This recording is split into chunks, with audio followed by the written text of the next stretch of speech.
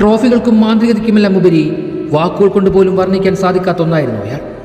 ഓരോ വാക്കിലൂടെയും നോക്കിലൂടെയും കൈസ്പർശത്തിലൂടെയും പോലും സഹതാരങ്ങളെ പ്രോത്സാഹിപ്പിക്കാൻ കഴിയുന്ന ഒരു കൂട്ടുകാരൻ, വിജയങ്ങളിൽ പങ്കാളിയാകുന്ന അഭ്യുദയകാംക്ഷി, ആൾക്കൂട്ടത്തിന് ശ്രദ്ധ താനായിരിക്കണമെന്ന് വാശി പിടിക്കാത്തവൻ, ടോണിയുടെ പ്രിയ സഹോദരൻ, കാസ്മേരയുടെ പ്രിയ യോദ്ധാവ്, ബെല്ലിംഗ്ഹാം, ഗുള്ളർ, വാൽവർഡെ, വിനീഷ്യസ് തുടങ്ങിയവരുടെ മുതിർന്ന ജ്യേഷ്ഠൻ, ഡോൺ കാർലോയുടെ വിശ്വസ്തൻ, എല്ലാത്തിനുമുപരി മാഞ്ചസ്റ്ററുടെ പ്രിയപ്പെട്ട ലുക്കിറ്റ.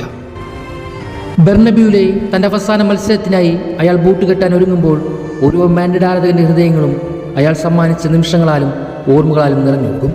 ഒരു യുഗത്തിൻ്റെ അവസാനത്തിൽ സാക്ഷ്യം വഹിക്കുന്നുണ്ടെന്നറിഞ്ഞ് നിറകണ്ണുകളാൽ നോക്കി നിൽക്കും.